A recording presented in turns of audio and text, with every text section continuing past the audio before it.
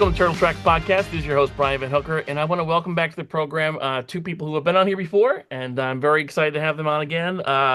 Writer Tom Waltz and artist Ben Bishop. We're here to talk about Last Ronin 2 Re-Evolution, which just released last week. So this is full of spoilers, so if you don't want to hear who dies, I recommend waiting till you read it first, because we're going to do this, with all kinds of spoilers in it. Wait, who died? Whoever was left Yeah. died. But I guess to get started, let's rewind a little bit. Tom, this is a question for you. Is after or even during the original Last Ronin run, I remember we talked in the past and you'd said that along the way you'd found little things like, oh, we can explore that, we can explore this, but you had to kind of put it out of your head and put it for a sequel or something else. I guess my question is, once that run was done and you and Kevin had decided you wanted to do more with it, how did you decide where to go first, I guess? Honestly,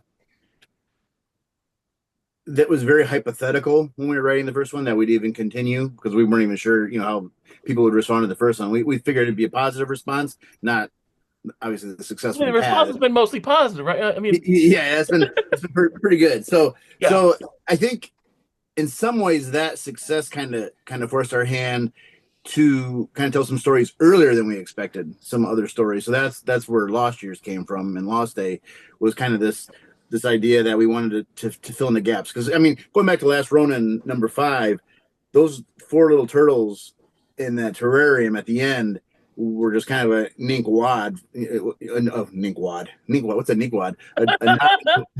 You are. Yeah, that's my mutant power. But a nod and wink kind of from Kevin. And he said, let's just throw that in there and, see how people react. It was more of an Easter egg that didn't have any real solid foundation as far as future storytelling was concerned. Those could be 4 new turtles that are mutants, it could be something else. And then, obviously once Last Ronin was sold the way it did and had that positive response, then folks wanted more, including the publishers and the licensor. It only makes sense, And so as far as Lost Years, we were kind of not necessarily put on the spot, just we weren't expecting to do something that soon. So we kind of had to come up with a plan. What stories can we tell right now when we really don't even know what the story is as far as, the sequel to Last Ronin? Sure. That was all, like I said, very hypothetical. Nink, I keep saying Nink Wad. Wink and nod. And I need more coffee, I guess. And so yeah. So what we did was we said, well, let's look to the past. And so we knew there were stories that we hinted at, at a high level in some of the flashbacks in Last Ronin, is particularly, Mikey's past before he came back to New York, and so that was the guiding light for those stories. Was we just needed to do something. What really was the easiest route to get something out, and so we figured let's tell those stories. Not that they weren't important, and I'm very happy with Lost Years and everything we did, but that certainly was not part of the plan. But to be honest, there really was no plan beyond Last Ronin. Kevin and I wanted to tell that story. Kevin predicted it would be he predicted it would be an evergreen, book that would, sell perennially. We just did not see the amount of sales, and how it actually brought in such a broad audience. We thought it would be more of the old school fans. Sure. So that was probably Lost Years, was where we were probably telling some of those stories that we would have liked to have kind of expanded on in Last Ronin. We didn't have the space for, like I said, specifically the stuff for the past. I don't remember, and I don't know if you were in those conversations, Ben, early on, but the bringing in the new turtles, I think, was just something that we thought, oh, this would be a cool twist. I think somewhere just in a meeting or an email, somebody just said, what if? And then everybody said, yeah, that's a cool idea. And those would be great for Ben to draw it's the reverse process of Last Ronin. So Ben was doing flashbacks in Last Ronin, and Ben was doing the present day storytelling in Lost Years, whereas the brothers were doing the flashbacks.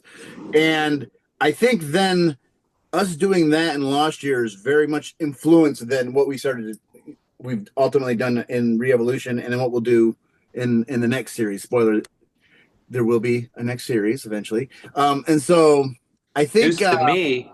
Cheers. you know, and when people read this issue, they'll know why. But it's something that I think has been very fluid and very organic as far as growth and evolution, or re-evolution if you want, and that's kind of been the path we've been following. We're really being led by the Last Ronin versus us pushing it, if that makes sense. Sure. It just feels like it's wanting to go where it wants to go. And so as far as in re-evolution, that was a matter of Kevin and I sitting down and really starting to brainstorm, what is this, what do we want it to be, and what will it become? And we're still finding out. These characters are still guiding us. We talked about spoilers at the beginning of this, and in this issue, there's a is prominent death that is an ending but a beginning. And I think if you having read it, you'll understand what that means. Is the old regime still kind of exists. April's there. There's some folks from the past that the old battles, the old clan feuds and all that stuff, it's part of that still carries over into this story. But now we're at a point where this will become the new Teenage Mutant Ninja Turtles. This is a new world, and now it's up to these characters, newly created, to decide what they'll create as far as their world is concerned. Will they continue? And this is a story as old as time. Do you continue these old animosities that have been going on for forever, or do you make an extreme turn to change things? And that's where we're at this point. And honestly, that's where Kevin and I are at storytelling wise. We're trying to figure out what that means. We have ideas. We know there's beats we want to hit. There's things we know we want to do, including in re-evolution. But to get there is always an adventure for us as well, because we don't always know how we're going to get there. And there were things that actually changed in Last Ronin, the re-evolution number 5, the issue that just came out last second. Literally, Ben was starting to draw something, and we told him stop. We changed our mind about what the flashback's going to be in this issue, and stop, and we rewrote it. And at the last second, had to let, much to the artist credits, Ben and the brothers, tell them, the page count you thought you had, it's all different now, and the context is all different. But that was a thing where Kevin and I were writing, and I was scripting, and I got to a point, and I said, Kevin, I can't make this work. It's not working the way we thought it would. And it wasn't a thing that doesn't work. It will be seen. And Ben's early layouts for those pages are amazing. But it was just one of those things where we said, this is not the place to tell that story. We need to do something different. We need to shift gears here. And, IDW and Paramount were understanding. We were already running behind. And so it wasn't the kind of news they wanted to hear, but they've been very supportive of us from the very beginning to let us tell the story that we want to tell, or the story that wants to be told. I was going to ask you if you can share what that would have been, but you're saying it's going to be saved for some other time. So I'm guessing the answer is no, right? Yeah, I mean, depending on how spoilers for what we want to be, it deals with. Don't give it away yet. With Clan Hamato. So yes. Okay. there was some history. What I'll say is, when you read the issue, a group shows up seemingly out of nowhere, but what we'll find out was it wasn't as out of nowhere as it appears to be. Interesting. Sure. There were some cool pages. I had originally a 4-page flashback scene, and I got right to it. And typically in Ronin, that means spreads. So I had 2 big spreads, and I always try to make the composition of the fact that it's a spread make sense somehow. Why is this even a spread? Especially because a lot of my stuff, the scenes I'm given are maybe slower scenes. They're not always a big death scene or an action scene. This one especially was kind of a slower thing. So it doesn't make a lot of sense sometimes for that to even be a spread unless you're doing it in a certain kind of composition or movement. So this one, I'm being super vague, but you'll see. And you can see some of that mindset carried over to the what became 1 page of my that of my page. I took that because I was reading it because I don't have the physical. I was very much in that mindset of making something, that looked like it was unfolding like origami or something. Yeah, it's beautiful. That spread. Yeah. I purposely put that aside because I wanted to ask you about it. That page. Lovely. When I'm given so few pages, sometimes the Raphael death I did in Last Ronin, I think was the most I had. I think it was 18 pages, 15 or 18 pages. And since then, some of them have gotten about this long, and then some this long. This this is like my debut, page 39. So I like it felt a lot of that same emotion, like it's issue 1, page 39, which is my one page in issue 1. And at the time, like had to fight for credit because it's like unheard of to credit someone on the cover for like a one page, but we're trying to say like I'm in the whole thing, just like hang on. And so like now on this issue, like in that same state of like now we're ending something, even though there might be more.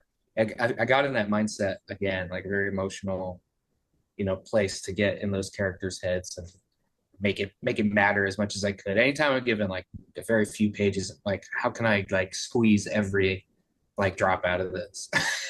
But see, that's the thing, and I think that's important. What Ben's saying is, even on the art side of things, as deliberate, and I think it's amazing to me whenever Ben's pages come in, the designs are always feel so deliberate to me, like really well thought out, and that every centimeter of the page matters, and it's fascinating to me, and it's really in a lot of ways probably the most deliberate aspect of Last Ronin overall, because even talking about that first issue, we brought Ben in last second because we were running so far behind, and Kevin goes, we just need to get this one page done. We'll have Ben draw it. But again, that was the Last Ronin dictating what it wanted to be to us, because once the issue was done, we realized, no, this is how we're supposed to do this. We're supposed to have Ben doing very important flashbacks here, Kevin and you'll see the pattern, especially in Last Ronin, is Kevin would do like the first person narration. So if it was somebody actually narrating their past, verbally, Kevin would draw those pages. If it was an actual flashback, we time travel to that scene and we're in the middle of it, for example, when the three turtles are killed. And it's like when you're hearing a story rather than like someone's perspective on that story. That's where I had a lot of fun in Lost Years, because some of the stuff and this page actually in Re-Evolution is it's not really Casey Marie's memory, like that one part of it, but she's seeing a lot of Mikey's memories from things that he's told her.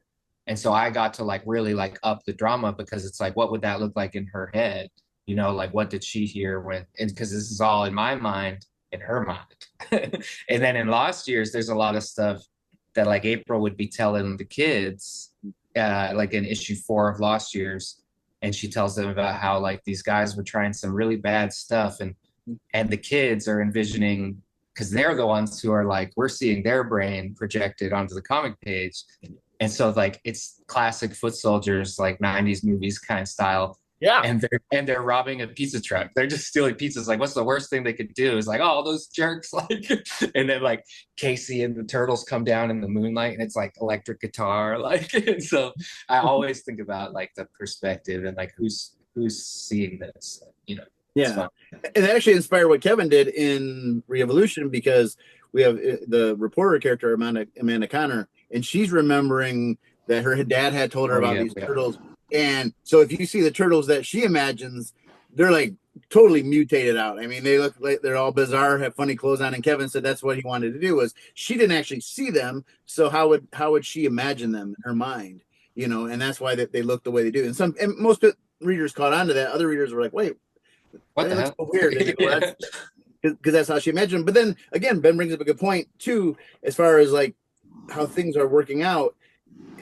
There were things that we do deliberately after the fact, in the sense that we told some stories in Lost Years, and in particular Lost Day with Purple Dragons, that are actually foreshadowing some of the events here in Re-Evolution. You know what I mean? It's like, so whether we obviously didn't intend that at the time, but there was something in the back of our mind saying we need to kind of hint at this, because this is going somewhere. And then once we got here, this is where it was going all along, and it took us here, And so the whole thing with Jigsaw really is a payoff to their confrontation in Lost Day, and also some of the things that like what Ben's talking about, the scene where she's telling the kids about a time when she wanted to go help and spy on the Purple Dragons, but she was just a little bit out of her I guess that point, yeah. That's issue Lost Year's issue 3. That's another story she tells. And it's like almost black, white, and red. Louise did the colors, and that's where the Night Watchers, the Night Watcher team shows up.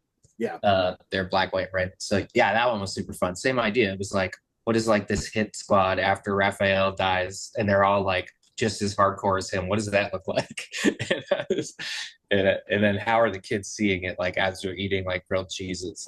Yeah. Like it's so cool. I think it's a cool way to do it because Brian, you see the turtles one way, Ben sees the turtles one way, I see the turtles one way. There's so many ways to see the turtles in your mind. They've been presented so many different ways, but I also think we all interpret them in certain ways because different versions speak to us.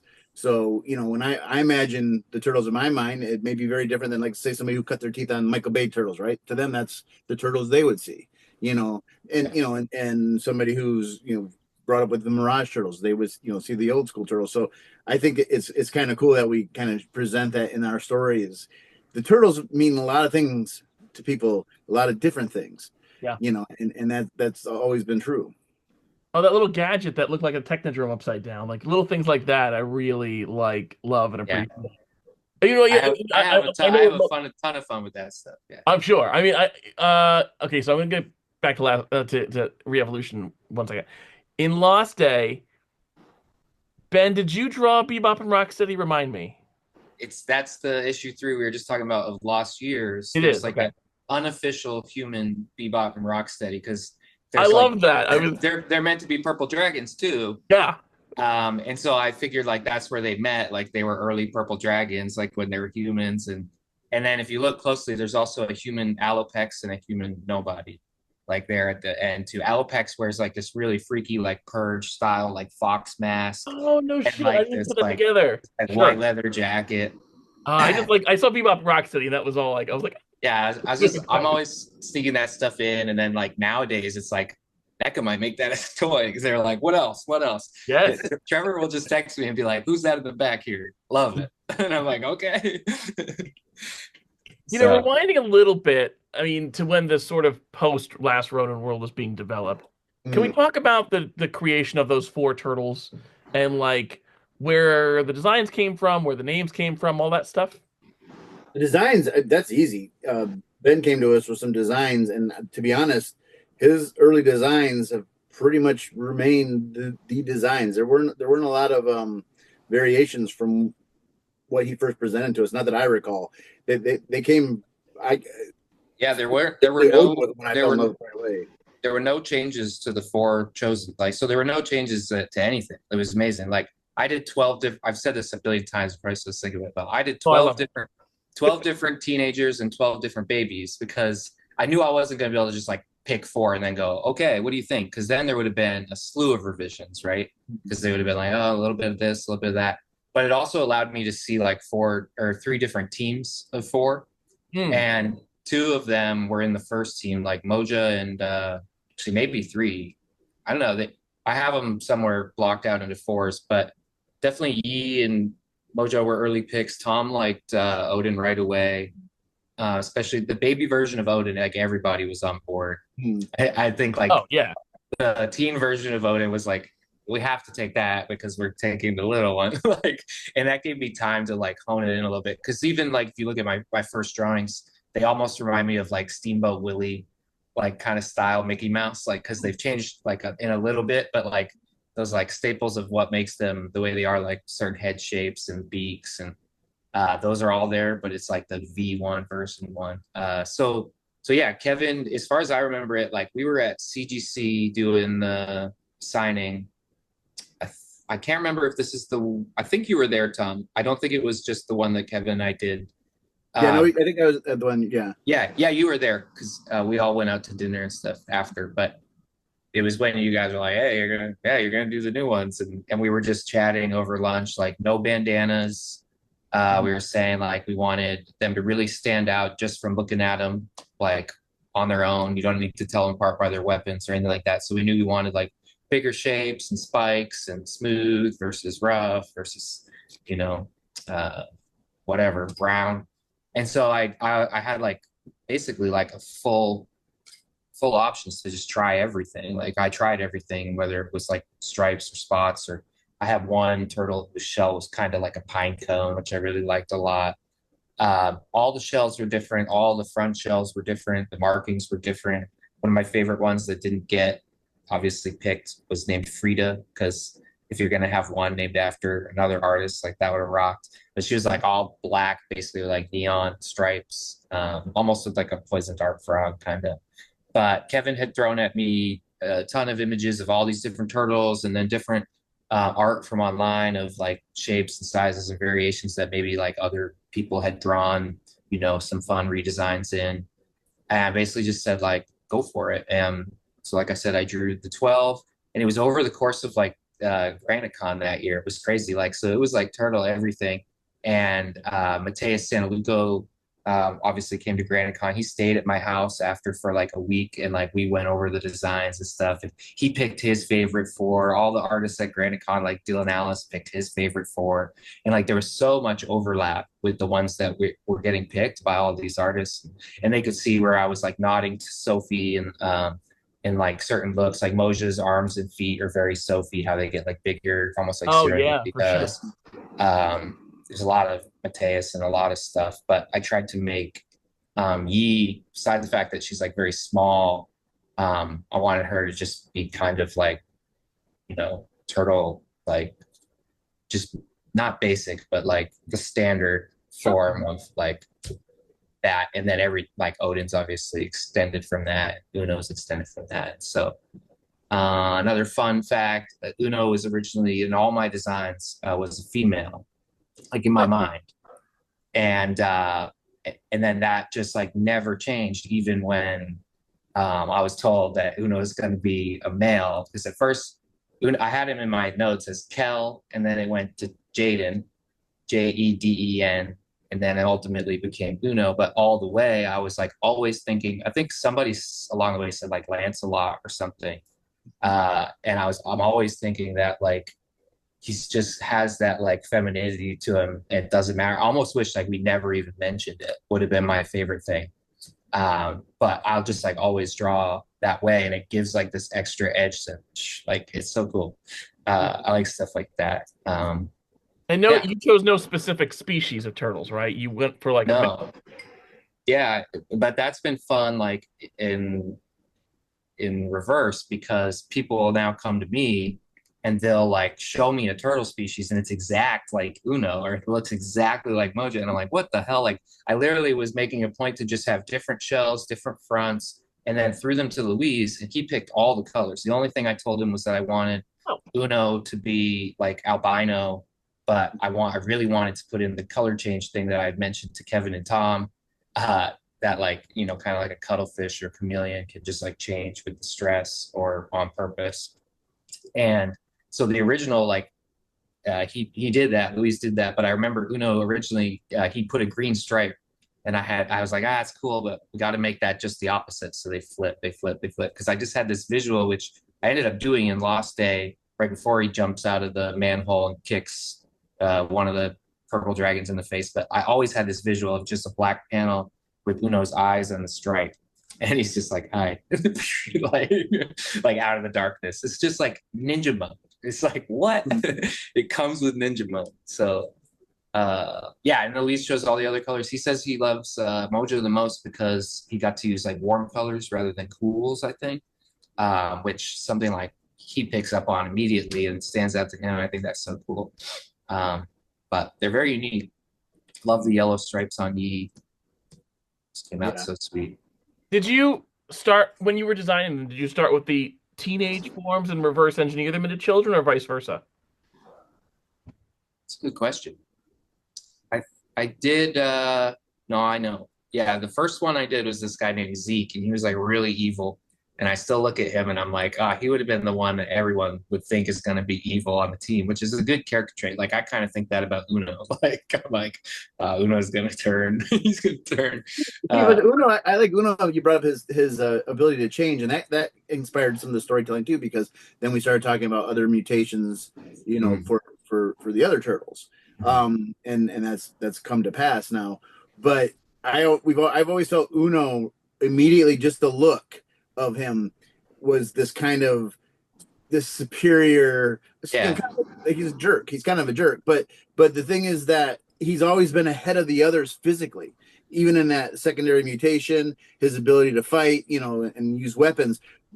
Emotionally though, he's stunted. He's just an ass sometimes, he hasn't caught up in that regard to his brothers and sisters, you know, where Yeah. But when he does, if he does, he'll be like the ultimate. what does that mean? Yeah. Yeah. Is he even more dangerous? You know, Yeah. and that was part of that we were very deliberate in that too, both in the look, but in the way we present them, you know, as characters through their dialogue and their actions, is this idea that, you know, if you think about the original Turtles, Mikey's the party guy, you know, and then Raph's the angry one. We wanted a little bit of that in all of them.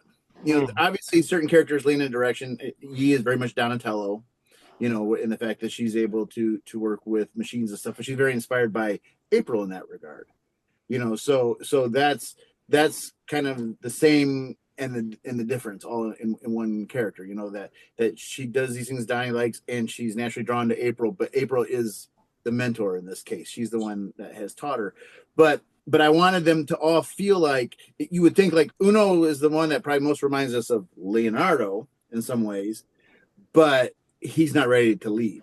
Yeah. And so Moja's taking that role, you know, but she's not the natural leader either necessarily, but she is the better fit right now than Uno where he is. And a lot of that too was, I mean, early on when we were talking when they were doing the rise of TMNT and Nickelodeon, we were talking to the creators in the writers room early on. And that was something that they were toying with too, this idea that I think they had Raph being the oldest, and he felt like, because I'm the oldest, I should be the leader. And Leonardo was a little pompous, you know, a little egotistical in that show. And so he wasn't ready to take that role. Ultimately it flipped, you know, and I think he did take on that role eventually, but that was something they were very deliberately, you know, plotting early on with those characters was that let's flip the table a little bit, you know, and see how somebody can grow, and they're just not automatically the leader. They need to grow into it. And sometimes some people grow out of being the leader. Can we talk about how they found their names? The names, there are a lot of names. That could be a long story, but in short, basically, we were just throwing out all kinds of ideas. Everything from rock star names to you know, artist names, you know, to keep with the tradition, to, you know, anything that kind of had a pattern, and nothing was really hitting for us at all. And then what happened was, I was talking to Kevin one day. I was talking about when I was in the Marine Corps, and I was saying, oh yeah, I go, when you're in boot camp, you don't even have a name. You know, they call you recruit, you know, your last name, Recruit Waltz. You don't even have a rank. You're just a recruit, basically. And some other more derogatory names I don't want to say in the show, but you know, you're just a recruit. You have to earn your rank, and you have to earn your name. You know, you have to survive boot camp and graduate, and then you can be called private or private first class, whatever. You know, you earn your name back in a sense. And so that just came up in a conversation. I go, but up to that point, you're a number. And then like just something clicked with Kevin, and he goes, you know what? It would be interesting because to Casey, she's kind of like their mother. To her, even though they're separate, they would all be number one in her heart. You know, so like even though there's four, they're each number one to her. You know, no one is more important than the other. Together as one. Yeah, and then like and like the team is one. You know, like the family is one, but they're four. You know, and so just the gear started turning. I could see in Kevin's mind, and then he came back with names, number one, from the different countries or regions of the world that we had kind of imagined. This is even before we wrote Lost Years, where Michelangelo had traveled, right? So again, this is where the story is telling itself. That as soon as Kevin came with those names, it made total sense to me, and it completely worked for me. I loved it. And we were even toying with the idea that she's just going to call them number one in those different languages for now, and then when they're ready, when they're teenagers, she was going to tell them, you can name yourself now. I remember that. I remember talking about that, and I was so not into that idea. I was like, we're going to get attached to these first names, and then we're going to change them again. But that was I think what happened with Kevin.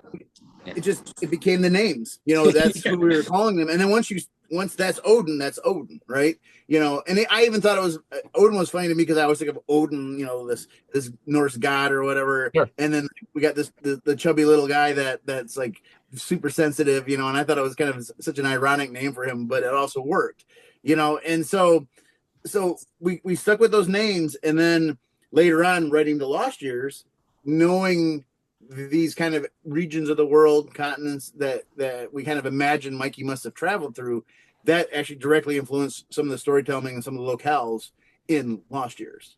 It was a clever revert. The way that was done was like, oh, they were from the like because I mean, It otherwise, ties why both do they have these stories. specific language names? It was a nice, It, a great way to justify it. it ties both those stories, like the Shannon pages with the baby turtle stuff together so well. Like, it's Yeah, like a little cherry on top. I Yeah. remember, so I did when I was making all these designs, I just used working names because I knew they were going to go with my names, and I wasn't going to waste time like trying to pitch names. And so as I was doing each one, when it came time to save it, or if I like had a thought and I just wrote it down, they were all just like spur of the moment, like spontaneous names. And so Odin was Gir, because Mobius used to go by Jean Girard, and he would sign his pages Gir.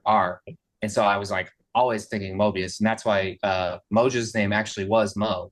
So I don't know oh, if I influenced it, but she was Mo for Mobius. And then Yi was Aria, which was this comic that I saw growing up. I don't even know the artist who did it. It was the only comic I ever saw in pencil as the finished art and then fully colored. And so that's like why I do all the art I do now. I don't use the ink, I just pencil everything. So I named her Aria, and she got chosen. And then, like I said, Uno was Kel, and the only reason that came to mind is like I was in a play in high school, and my understudy's name was Kel. He's a cool guy, so I put him in there. And I ran into a mutual friend recently. I was like, "Yeah, you gotta let him know." Like I named one of the turtles after him. But it's fun. It's funny, and it's a great question because we had lists. I mean, long lists of names sure. that just we were looking at and reading, and it just nothing jumps out at you. And I'm the same as Ben. Even like when I name characters, sometimes I have original characters. I have one character in my own little superhero universe I made over the years named Pete Daltrey, and he's Pete Townsend and Roger Daltrey.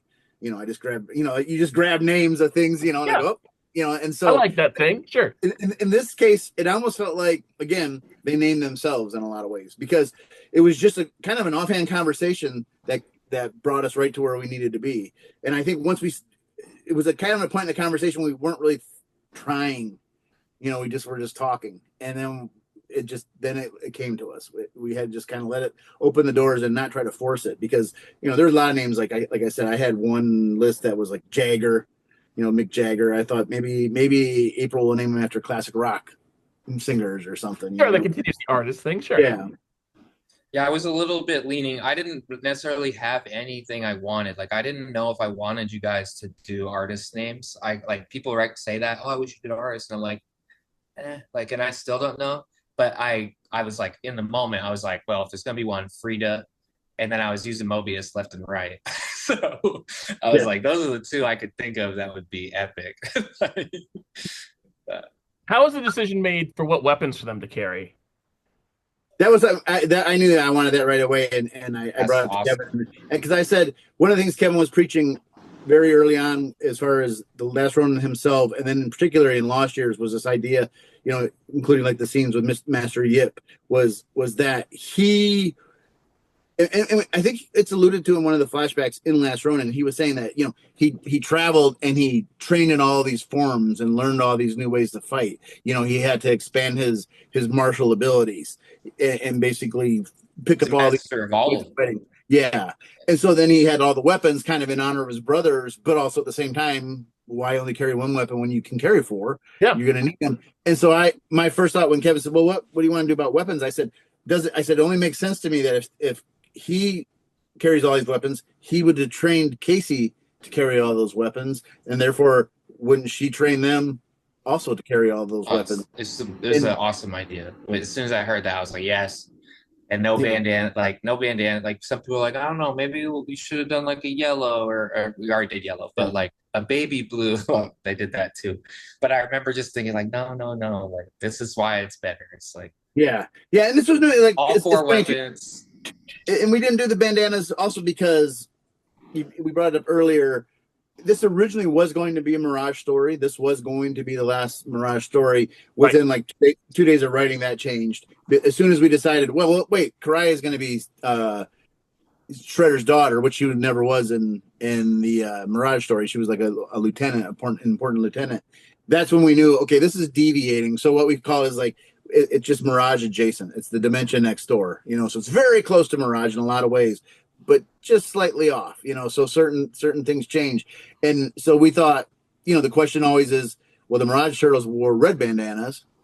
The color change happened, with the cartoon, and has kind of become the standard over the years. And I said, with Ben's designs and Luis's colors, we don't really need the bandana. Who's who, and then later on, Ben came up with some really cool designs for like their combat wear, what I call their combat wear, when they wear their masks sometimes when they fight. The brothers came up with that. Was it the Scorsas? And so they've got enough defining features in and of itself that they didn't need the bandanas. But the weapons for me was like a no-brainer. Right away I was like, they would carry them all. Why wouldn't they? It makes sense. And I love the scenes, because a lot of times when we're writing these fight scenes and I script them and I'll just tell the artists just have fun, they do. And so one page, Odin's cracking somebody with a bow staff, and next page he's swinging nunchucks and Yi's got the bow staff. And then they gave and was it you, Ben, who gave Odin the hockey stick? So no, that was the brothers. I asked Luis too. I was like, "What are they doing?" And he's like, "Yeah, they like it." And I said, "Okay." Yeah, I like that too, because again, it was like that's something that would be passed down. That kind of that would be a weapon that has some history in the. And those four, I mean, even the original four are just like totally like we'll grab anything. Like that's the turtle personality. Like, oh, I got a bag, I got a place for it. Like Mikey fights with sausages. You know what I mean? Like that's what I love about it. When I saw Odin with the weird shit, I was like, okay, like sounds good. Yep. It's like he'll be the only one with a hockey stick. I love it. I think the choice is like not to name them after Renaissance or any artist for that matter, and not to give them bandanas really does make them their own thing. Like, yes, because there's only so many colors, and I think all of them have been used now in some way or another. Like for the most part, like every color has been used for some fifth turtle or whatever. So my top vote would have been like all black, but it's still not as cool if they all had black. Yeah, I think we talked about that at one point. That would have worked, sure. But I mean, like, it just kind of means that they're not just the other turtles. Like, they're allowed to be their own thing, which is cool. Yeah, and I think moving forward too, I saw somebody made a comment, as people do on Twitter. It's not always the nicest comments today, and they were complaining about that they didn't like these new turtles as much as the old, or they felt like they were pale in comparison. And Uno is very pale in comparison. Yeah. Unless he's not. And so I looked at it, and I don't take stuff like that personally. Everybody has their opinion, but I feel like there's some merit to that critique, only in the sense that it's because now is that time that we've hit that crossroads now with this new iteration where it has to become its own thing. That's on us as creators, but also I think just naturally where the story leaves off in this issue, and I can't even say Kevin. One of the things Kevin has always been the guy in like structurally early on, he was saying, I want this to be our Empire Strikes Back, and so that was a New Hope, the Last Ronin, and then we've told some Rogue One stories in between with Lost Years and all that stuff, but this is our Empire Strikes Back, and now we got to do Return of the Jedi or Return of the King, or this could be our Two Towers. That was the other thing that he would compare it to. And so we were very deliberate in that. And I even said some people are going to be mad as hell, but hopefully mad enough to come back, because what we do have planned is I'm very excited about. And I'm also just equally excited about as we move forward with this plan, what develops from within, naturally. But we do know what we're doing. And a lot of this is very deliberate, including not revealing as much about the turtles as we will up to this point. The new turtles. Through a little bit, Tom, like how the story developed, like where like for this, like after you decided we are going to make a sequel to this thing, after you did Lost Years, like how did the story come about? What did you want to do? Just how it grew. As far as like, I just mean like how you figured out, okay, where do we go from here? How do we not do, like, how do we tell it? Like, because Last Re-Evolution is an ending story. This is very much the beginning of something. So I guess like, yes, going for this story overall, like how did it develop between you and I think again, it kind of goes back to like having a foundation built early on, and what I mean by that is like those milestones, those beats we want to hit, knowing there's these big things that we've got to get to, and that's kind of how I approached the ongoing series at IDW for, when I wrote the 100 issues. I would be like, I know at 50 I want this to happen, I know at 75, so how we get there might not be exactly how I imagine it today, but I know what I do moving forward has to be with that end in mind, or that milestone. And so in this case, we knew re-evolution in a lot of ways is April's story. Yeah. And so we felt like whatever we do here, this has to come back to April. And like one of the first things somebody said after they saw the Easter egg in the Revolution number 5 or Last Ronin number 5, and I also felt myself when we did it, was like, why would they make 4 new turtles? Why would you manipulate the genetics of another creature again? Yeah. Why would that happen? Why would you play God? And so for us, that was kind of the driving force, was this idea of playing God. Because I said to Kevin, I go, how do you justify that? And to the point where I think one of the key moments was a great conversation between April and the Fugitoid in their kind of little secret lab, where they debate the morality of that. That's my favorite part of the whole thing. And that was this idea that did you have the right to do this, and you just assume because this was good before, it's going to be good again? Might be completely wrong. I've seen that comment so many times, and I even said it to Kevin or you or both of you. I'm like, yeah, but that's the story. Like somebody commented on one of my YouTube videos the other day about the new Turtles, and they were like, I hate them because like, why would April ever do that, and how could she think that was? And I'm like, bro, that is the story. I was like, you have to read it, because that's what they're asking her too. It is.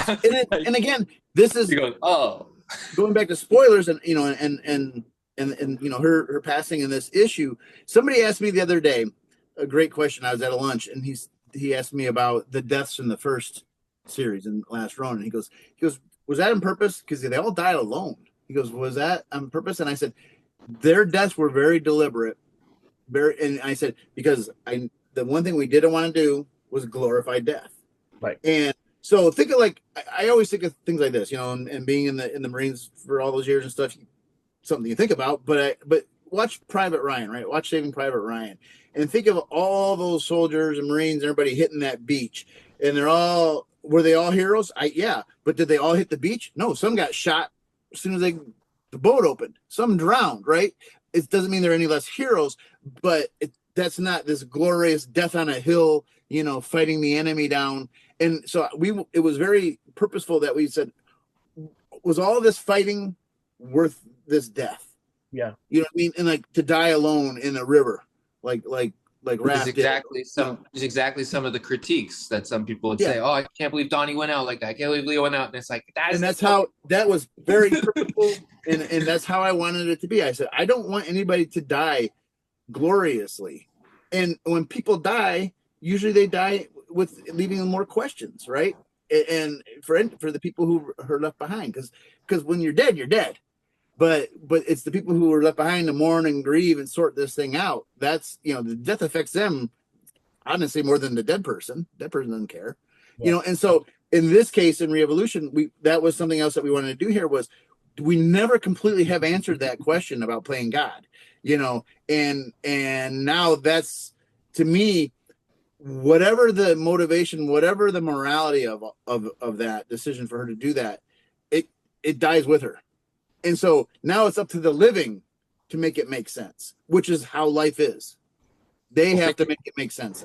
Think about the original Turtles saying, like, just ooze. Like, there's got to be more to it than that. Like that's their, like, what? Like, we were just that. Like, these new Turtles are going to be left with these thoughts. Like, should we even exist? Like, are we monsters? You know what I mean? And also being told from when they were born, the original Turtles, you have to help finish this family feud. Your whole purpose in life is to help me to fight for somebody but you've never met. Super interesting shit. And your grandpa. Hamada Yoshi dies, and now Splinter carries on, and it's so, like, now we're at that point again, and I think it's pretty standard, obviously storytelling just in general, but and I don't want to get all James Campbell on us, but it's also like if Splinter died for the original Turtles, then what do they do with their lives? They have to choose, and we've dealt with that like an ongoing series at IW, But now we're at that point again where the next generation has to decide what it's going to be. And if you look around the world, that's never stops. That happens everywhere. That's happening in your family, my family, in our country, in our city, in our world. It's time now. We're at that point. So this third volume, that is a very deliberate part of the storytelling that, you asked, what is our plan? Our plan is to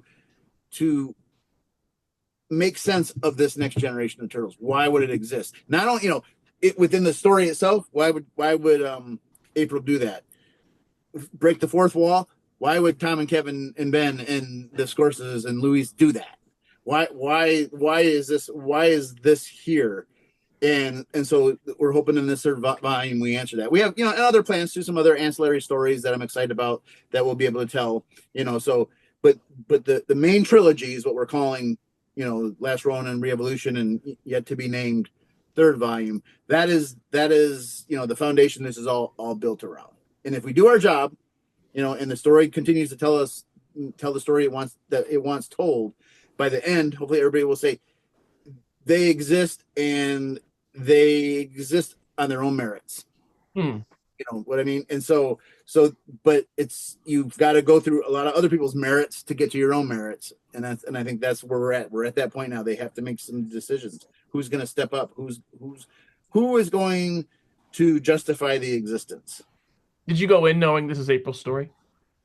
This issue.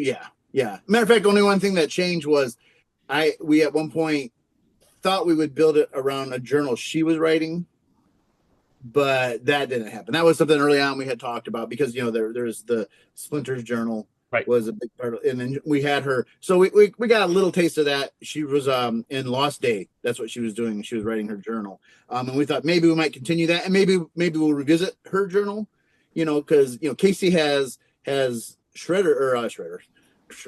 Casey has Splinter's journal now that was passed over for Michelangelo.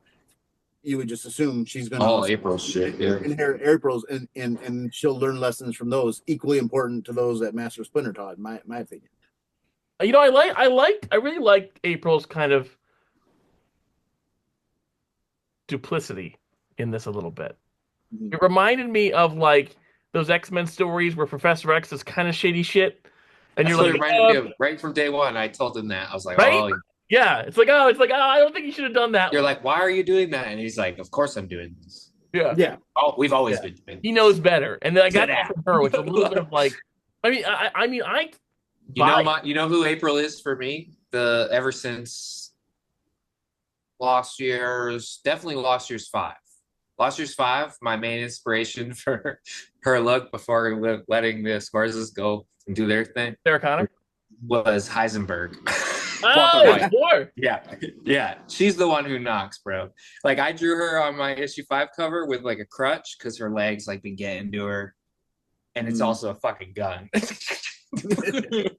Like she's awesome. I love it. One of the things that we were trying to do was present this idea that the Fugitoid is almost like Jiminy Cricket. He's almost that conscience. He's that. Oh yeah, I love that. Saying, "Are you sure? Is that what you want to be doing?" And he's not trying to talk her out of things. He's just trying to talk to her about things, because I think he's thinking, "Have you really thought this through?" And so he looks ahead and like I said, like with Professor X, sometimes like we'll deal with that when the time comes. Yeah. And Fugitoid is more of this logical, but what are you going to do when that time comes? Because that time may very well come. That what if they become these monstrosities we can't control? Because we don't have any empirical evidence to the contrary.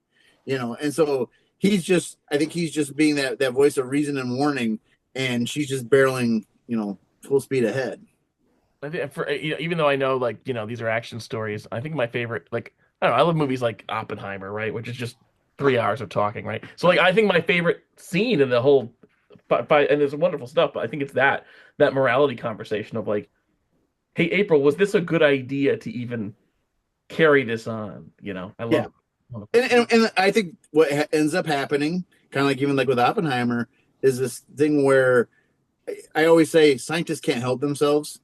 Yeah. It's kind of like think of like everybody with Musk. Elon Musk was talking about AI years back, and I remember Elon was saying, "Well, AI, if we're releasing the demon," but he kept doing. He's just as much. But he's like, "But it's gonna happen," and you're like, "Okay, make that make sense to me."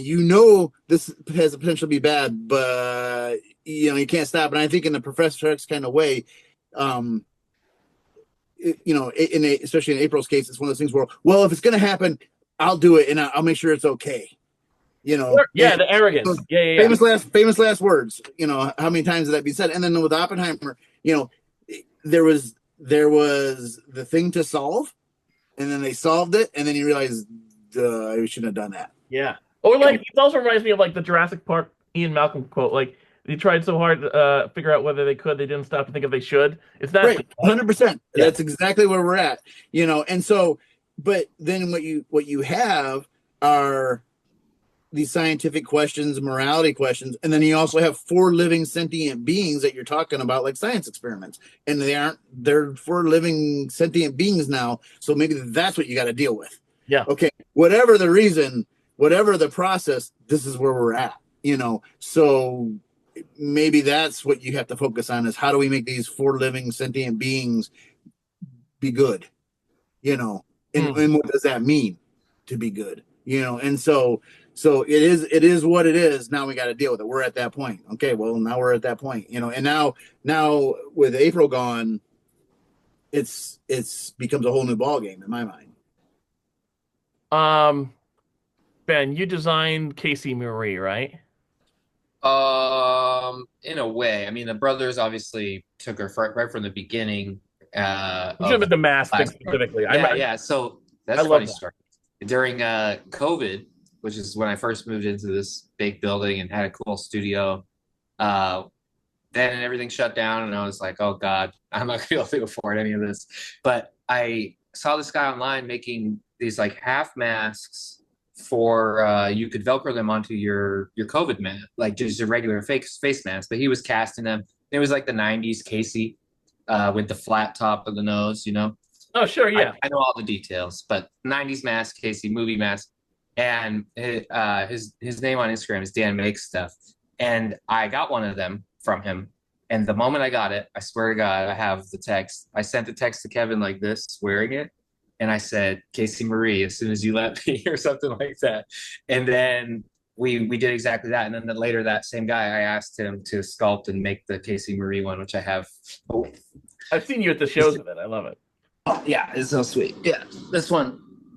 It's very Phantom of the Opera. It's very cool. Yeah, super fan of the opera. So I just knew immediately like that there was something there with that half mask. So I sent that to Kevin, and then like a long time later, because I knew I was going to get to do every issue of Lost Years is how many years apart? 5 years? Is that right? Yeah, 5 years apart. 3 years in between. 3 years apart. And so like every time I had like the opportunity, the amazing opportunity to kind of like give April a new look, age her, give Casey a new look, age her. And so we knew that in issue 5, that would lead up to the mask. But I had done my first sketches of her, which have to be somewhere. If not, they will be someday. But my first sketches of that look, I did like the same time I was doing the baby turtles, like way early before Lost Years 1 even happened. But we didn't even get to use that stuff until issue 5. She like opens up a trunk and all the turtles get their weapons, and she puts that on. And so I really I got 1 page with that look, and then gave it off to the brothers. And then they, of course, they use the same mask, but now she's got that purple and black back, and that's 100%. From that point on, that was her, the brothers and Kevin. But that mask carried over. It was cool because my version in issue 5, if you look like on that 1 page, my thought was she's wearing the Ronin's like bloody and muddy leather jacket. It's got like the big shoulder pads, and she's this, and instead of having the domino mask, she does like the Furiosa grease paint. And like it's her like Batman like first night out look. Sure, yeah. The ski mask. Yeah. And that was something that early on, even Kevin was pushing a lot, was this idea. Obviously, we're very Frank Miller inspired, Dark Knight Returns inspired throughout all of this. And the Carrie Kelly Robin, and so what we were pushing was this idea that she would kind of approach it superhero-y too, Casey Marie. But we did it more by way of Nightwing than the Robin look. It's more of a Nightwing-esque look, but that is very much a very Batman and Robin inspired idea to have her. Well, yeah, I mean the costume she has presently, the purple and like that, the purple and black cape, it's very like superhero-y, and then yeah. And I think the brothers and Kevin both have done covers with her and like Mikey, kind of in that like lightning, like oh sure, Batman Robin pose, like super cool. When was the decision made to give them powers, and how did you choose the powers? I know when we started talking about it. I don't know if that. I want to say it came out of the Uno design, and then we started talking about them having a secondary, or maybe Kevin always had that idea, but then it was more of a general, kind of like the names. It was kind of a general discussion up early on, and then including Ben, everybody started kind of throwing out ideas like what their powers could be. But Ben and I were both in tune early on, and I know Kevin liked the idea that I wanted their powers to kind of make sense for reptiles, a natural thing. Yeah, Uno's even like, if we didn't go the power route, it would still work. Like that was my first intention, but it was not like a superpower. It was just like kind of a cuttlefish or a natural reptilian kind of thing. But sorry. Yeah. No, and then it was just a matter of I don't even think we're pretty close to deciding what all the powers are, but I don't think we've seen all the power sets yet from all the characters. Moja in particular has a big story coming. So this Moja's at a very important point where you see she's starting to deal with, she kind of controls the telepathy amongst them. And so she's kind of becoming our Jean Grey in a lot of ways. That character, where you just you're not sure where the powers end, and what her, and so because Jean Grey, early on, like Marvel Girl, it seems pretty benign, and then after a while you're like, shit, she's one of the most powerful people in the world, and it was all she was kind of holding it back. But the powers themselves have continued to be a discussion, but once we settled on like the idea like an electric eel, could have an electrical current. Well, we gave that to Yi, and it also kind of in a way ties into her abilities. She's very mechanical, sure. You know what I mean? Yeah. So there is a little bit of deliberateness to that. Obviously Odin's this big guy, and it was funny because we would get a lot of notes early on from Paramount. They were worried about us picking on Odin so much about being chubby and stuff.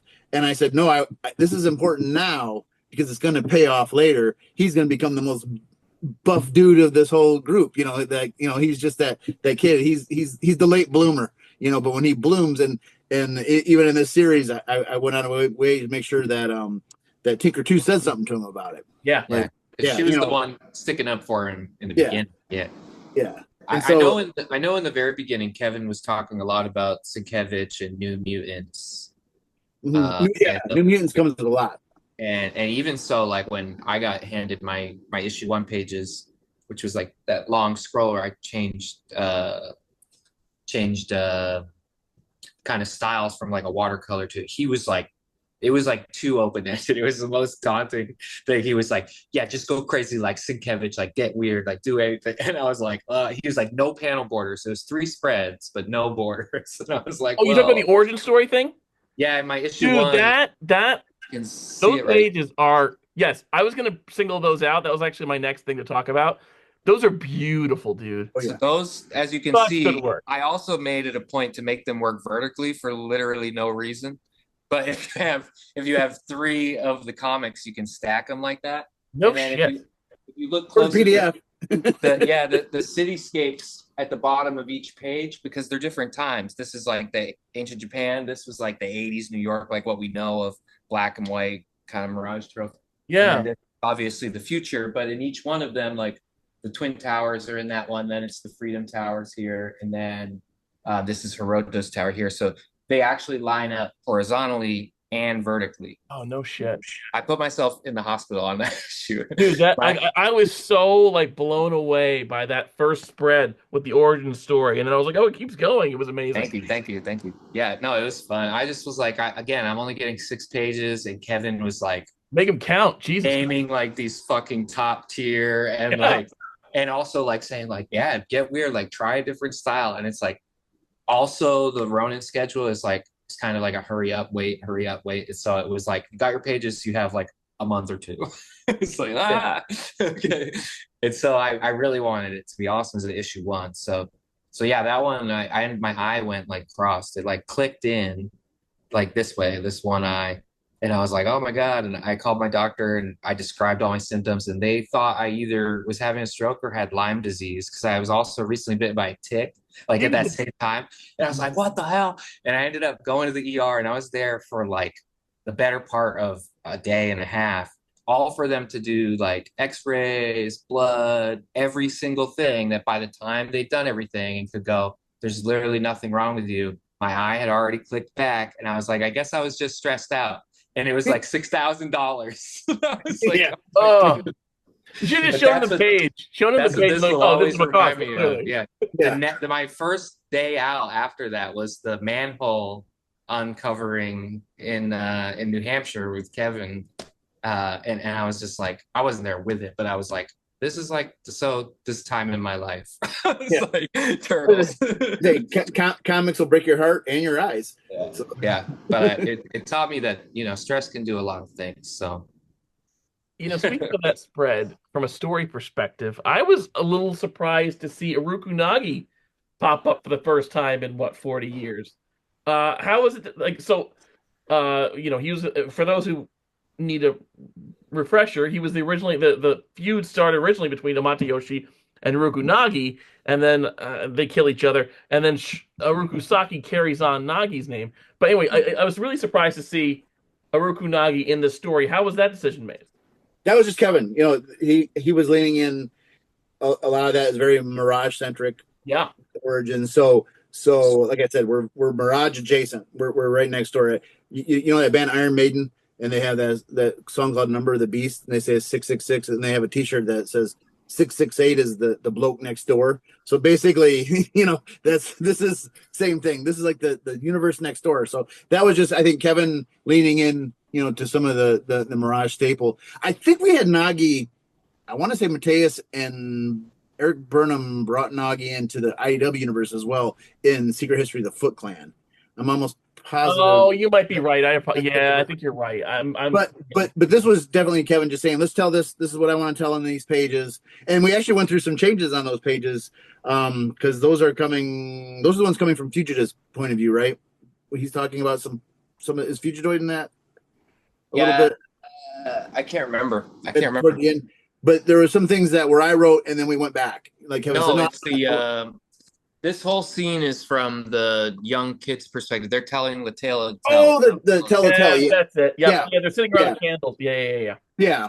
And so that was rewritten too. I wrote a bunch of stuff and then Kevin went back and goes, no, I kind of want to lean more in this direction. And then some of the text that I included, there was some history of for example, in Last Ronin, there's a mention of a Dr. Lee, and because when Splinter gets hurt, and that's before Raph takes off and gets killed by Karai, the Leo goes, we need to take him to Dr. Lee. And so I asked Kevin, who's Dr. Lee? Because that was a name he threw out. And he goes, I'm just imagining that if they've been there long enough, there was somebody that they would lean on that would give them medical care that they found in the city. And so I actually came up with this story for Dr. Lee being Tang Shen's cousin. And so I had included that in that script, but it was very word heavy. There was too much exposition there. Okay. And it was stuff that Kevin goes, I like this, but I don't think we need it here. So that's just stuff we bookmark, put to the side and know that, we have this information if there comes a point where we need to tell this story, and so it's basically throwing everything against the wall and then passing it to Kevin and him start to say, okay, let's peel this back. And, and it's much better for it. One, I hate covering artwork. One of the pages I hated having words on the most was Ben's page in Re-Evolution #5 because we had to put a caption over one of the hands, but if you look at that page, there's a hand motif to the whole page. There's always hands. He's holding hands. He's holding nunchucks. He's he's reaching out to Gerald's hand because he's remembering the little girl from last year. Yeah, the composition of that page is wonderful. Yeah, and so It's pretty like weird. there's times where you're like, as much as I like to tell a story, I hate to cover great artwork. So that page in virgin form is, you can really see all that. Yeah, I love this. So for anyone watching on YouTube, I'm covering the making of that entire page on my YouTube channel. Oh no, please what's the I'm already like I'm already like 82 videos in. I'm on day 2. and even that's one where, like, when you talk about collaborative process, one of the panels changed based on a note from Paramount, from Jeff Whitman at Paramount, and I was very resistant. And I was like, that actually makes this page work better, because what it does is it sends me back, and then because when you get a note, like on a rough, or especially on a rough, because usually I don't get a lot of notes on the finals, because at that point it's like, okay, the hard work is like done 7 times already. But on the rough, like, send it in, and I've thought about like everything to death, like, oh, this way, this way, this way, this way. So when you get a note, you're like, my immediate anyway is like, I would have done that if it was better. Like, just like, oh, like, what do you want? Like, and then we all get defensive. And then you're like, you're just like, and then you go back and you're like, oh, I thought of something cooler because of it. Which panel was it, and what was it before? It's the bottom. I can show you both if I walk around. It's where he's remembering Gerald from Lost Years, the little girl that died in So this is how it wound up. Okay. Right here, this bottom left. Where it's pretty haunting, like dead girl's gaze. So I did get into, like, I liked it a lot once I did it, but my original, because the script had said, it had pinpointed a scene from Lost Years that Shannon had drawn, and I didn't want to draw it just the exact same way, so I'd like thought of a new angle. But that was the original, and like you can probably already see it's not as strong. So it's like you hugging her. Yeah, and one of the things Jeff pointed out was, he goes, I think he passed out before he could even get to her. He was reaching for her, and so go back, and I go, no, that's true. And then I said, and then when Ben had drawn, I go, actually, I think this will be great, because it just ties into everything else on this page. Everything's about hands. Yeah, it works. Yeah, it works really well with the hands. One thing I wanted to keep that was in the other one is this kind of diamond shape that happens here. Yeah, that's like kind of the turtle shell. But then obviously you've got like all these, like, these are usually things you try to avoid in a comic, called a tangent, where like your panels line up with something in another panel. Oh, and okay. instead of trying to avoid it, I've been like embracing it. Yeah, you lean into it. Yeah, it's cool. Seeing what happens. I did a lot of that kind of thing on I was trying to see some of these, but I was having fun with a lot. Like, this is meant to be the same. Like, if you look at, so that's a spread, but if you look at the 8 panels kind of on the right, like, you have to show that it's going to be a spread. So you can't have this one start like in the middle of the page. So it starts a little bit cut, but then I continue with that throughout onto the next spread. And then on this one, when Yi pops out, she like completely F's all those up and knocks them out of place. Those same like 8 panels that were there. So I have a lot of fun with the layout itself. And that's why sometimes if like a note comes in after the fact, I'm like, what? You also did that with April's studio apartment. You kind of had that. Oh yeah, I got that right here. You that one. Yeah. Yeah, this one. Yeah. Mm-hmm. So that one, it goes, and this is time passing too. This is like right when she moves in into like the best days of their lives. I love the check your weapons thing. That was such a clever. Yes. Splinter climbing out the window, and he's wearing like a Hawaiian shirt. My favorite is Raph stepping on Casey's cord, just going like, oops, like what a dick. And then cuts to like Donnie continues there. Yep. But now it's like a completely different vibe. And then this one, the same, like this nice moment divided. Oh, dude, the straw hat, by the way, I fucking love it. I like geeked out over the straw hat. I had to do it. Yeah, it's so funny. There's that one poster of Donnie in the straw hat with the straw coming out of his mouth, and like it's not anywhere else. My like, NECA figure, because they included it with the toy. I put the hat on because I'm obsessed with that little detail. All this was a lot of fun. But but yeah, they really go together. I have stuff in Lost Years. Yeah, Lost Years. I think I've mentioned this before, and we've talked about going deep dive later on your show, which we'll do. But in Yeah. Lost Years, Tom did this thing where every one of my scenes, April like begins a lesson, and she happened to begin the lesson like at the same time. Like as far as I think I had like 4 or 6 pages, but it was always on a left spread. And so I was able to, if you line up all of those comics, all five of the issues, on just those left pages, there's a panel of Casey and April in the same exact spot in the same exact angle, but you get to see their look change and age like with every issue. So you could overlay them like on a light box and you see Casey's look in every issue. And then there's that same issue, I think it's 2. The bottom has like 3 panels here, and there's one where like Casey Marie has like on these like Scott Summers sunglasses and the classic like Steve Rogers disguise, which is just a hat. And she's like looking through like some bushes at the turtles while they're training. And then if you flip the page in the exact same spot, it's that same shot, but of her dad, like looking around an alley. And that's that same one where the foot or like stealing the pizza. So there's stuff like that in all my stuff. I was like really thinking about the comics I make split decision comics. It's like an old choose your own adventure book, but you get to like choose your way and do things differently. I'm always thinking about like the Mad Magazine or the Cracked, where you would like fold it and it becomes like a different image altogether. Or connecting all the NECA packaging. This actually hasn't been shown, so full reveal on your show here, but this is the Grammy April we've already got with the 2 babies.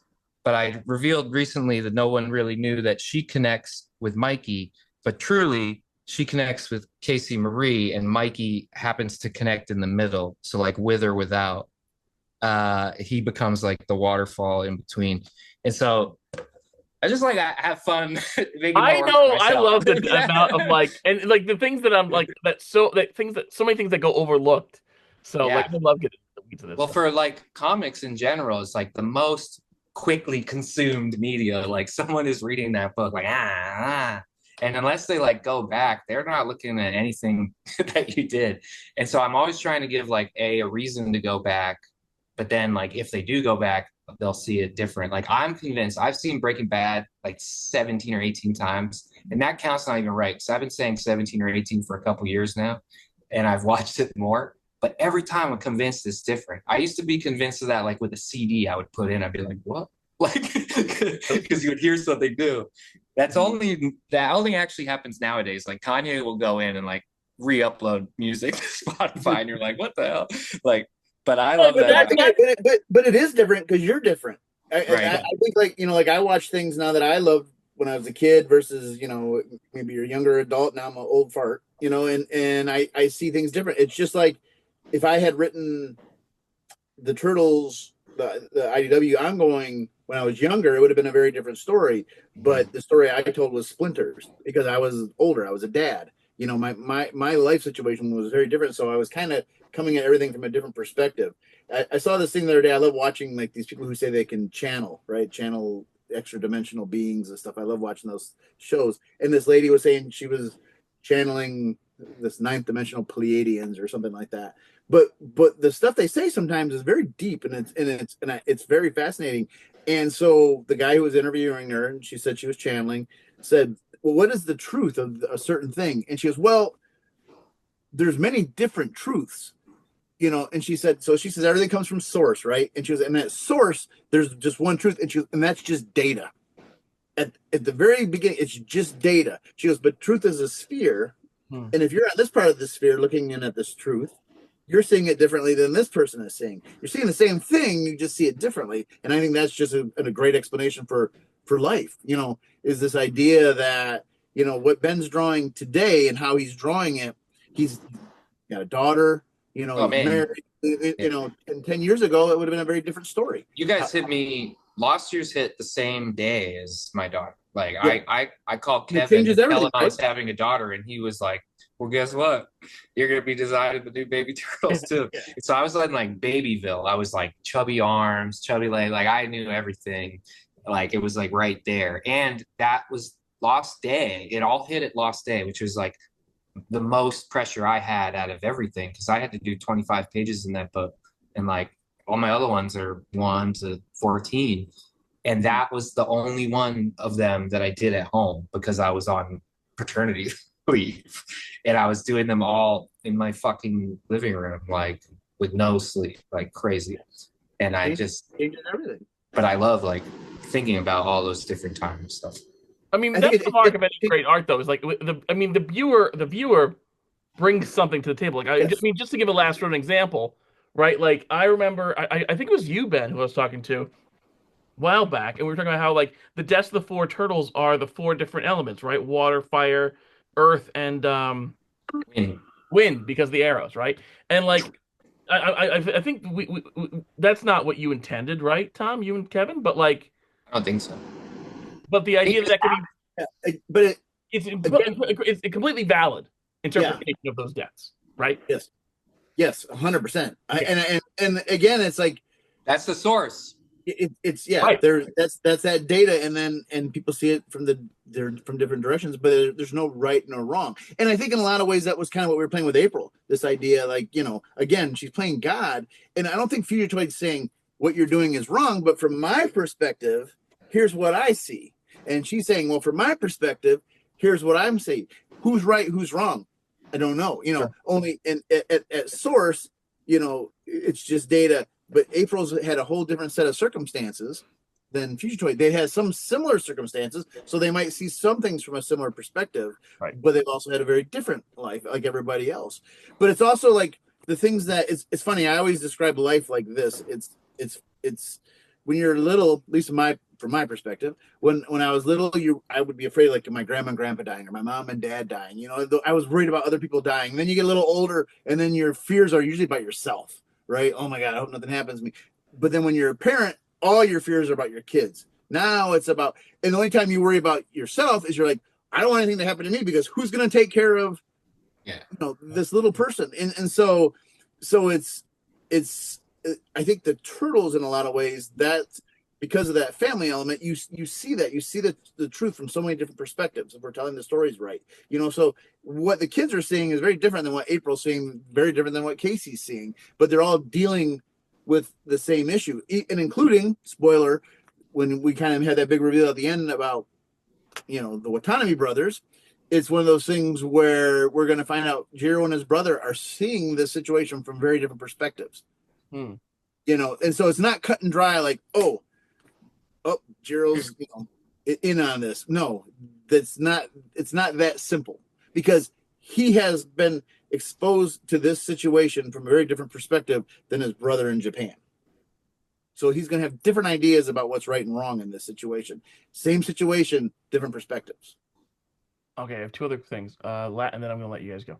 This one's just a comment. I love that you guys use the Hamato clan symbol from the 2012 series. That logo, I just am in love with that, and I want that to be the standard like Hamato turtle symbol everywhere. Is that the one on the bottom of my page there? Yes, exactly. Yeah. So we combined it with Stan Sakai's Usagi 3 dots, right? Oh, right. Because you see Donnie and Splinter wearing that in issue 4, and I remember going back to when Kevin and I were like going back and forth with sketches on Last Ronin issue 4, the Donnie and Splinter death, and in some of Kevin's designs, he just had those 3 dots, and I was like, "Yo, what isn't this Usagi's thing?" And he was like, "Yeah, I figure like it'd be fun," something like that, and then like. It's become so much more because even during this issue, like it was like, okay, what's the logo? We want to make sure it's consistent. Yeah. Like, because and Brandon Barry, the guy who does like the big sets at the conventions and stuff, even like made a Facebook post and I was like, yo, what is the Hamato logo in this book? And this is all headcanon. And Tom and we've talked about headcanon and truly it just like hasn't come out in a book yet. So who knows? But in my mind, long ago, like Usagi people or rabbits, the Usagi symbol and the Amato clan, like they've obviously, they're together. They're allies. And so I always saw it as like a joining, like a merging of those two things myself, but that's not obviously canon. So we're kind of using that, the Amato version. If you look in Lost Years issue 2, that big dojo scene, the whole floor is a dojo. That's just a big logo, and it's all made out of like mosaic tile.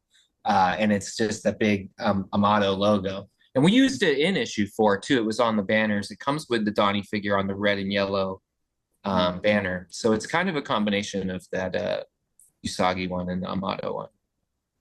Tom, But I know this is the last question. So, like, speaking of like kind of like what the observer or the reader or whatever brings to the table, it was intentional in Last Ronin that you don't know if the three brothers are ghosts Right. or his imagination. Okay. But in Lost Years, Michelangelo sees the ghost of April despite April being alive. So does that then confirm they are just his imagination? No, but what Mikey's seeing in that scene, and I can see where that would cause confusion, but I mean, and again, no right or wrong, he's just seeing his past failures, and he at that point still believes April is dead. Right. So, but I'll be honest with you. Personally, I have never decided. Yeah, I like not knowing. I've never decided myself. Yeah. Are they the ghosts? Are they, are they I think imagination? I think it's his baggage. I think it's like that's so like powerful to me is that like that's them just like when I'm at the desk for 16 hours, it's like I have this little Kevin who's disappointed in me and sad at me and mad at me and like this little Tom, like everybody, this little everybody, and they're just like, hey, get it done faster, get it done better, blah blah blah. But that's what I think is happening to Mikey for me. Again, that's what I brought to it. But one of the things that is consistent is in that would kind of confirm what Ben's saying, or it would give it credence, is this idea that every time they're talking to him, they're criticizing him. Oh, yeah, they don't act like very rarely ever. They're never saying, "Hey, we love you, little brother." Yeah, they're not nice. It's not until that last scene, the epilogue in Ronin, where they're pals again. They're in the rooftops, whatever. But that is something that I think I may have come with the idea that they were talking to him early on, and then it was Kevin who took it the next step and said, and they're always criticizing him because to him it's like this is his guilt, survivor's guilt. So it could be just manifestation of his survivor's guilt. But that scene where he sees April and he sees Gerald and that's just, to me, he's like looking at his past failures, and he's locked up in that truck at that point. I think he's been captured, and he just in shackles, and he's thinking, this is just my life, and it continues to be my life. Everybody dies. And it's all, and he always feels like somehow it's his fault. When you asked originally, like, were they ghosts or just in his mind or whatever, like my gut was to be like, what's the difference? Yeah, I'm honestly, and that's kind of I like whatever works for the reader. Yeah, I mean, that's what I like about it. Also, like, maybe that's what ghosts are. I mean, a good, cliffhanger endings, right? Like, I like that the not knowing is what makes it interesting. Yeah, and like Ben said, even there was a discussion in Last Ronin, the original Last Ronin, where April brings up she's got survivor's guilt, and I think survivor's guilt. I always say. Talk about the military and folks with PTSD, and obviously there is such a thing as shell shock and battle fatigue and all that, but a lot of times PTSD, not just the military, but it is very predominant in the military, is survivor's guilt. People are dealing with stuff that they feel badly about. They know certain truths that the public isn't allowed to know, and sometimes people are told they're a hero and they don't feel like they're a hero, you know what I mean, and it eats at them. Or that why did I deserve to live? And you see that like even like with people who survive like a plane crash, the few that survive, a lot of those people end up with survivor's guilt. It's like, why did I live and that person next to me died? Or even like in some of these natural disasters, people's houses will survive for some reason, a hurricane, and then the rest of the street is destroyed. And they're like, they should be celebrating, that thank God my everything survived. But really the fact is, empathetically, they feel badly, because I kept everything and everybody else lost everything. Why?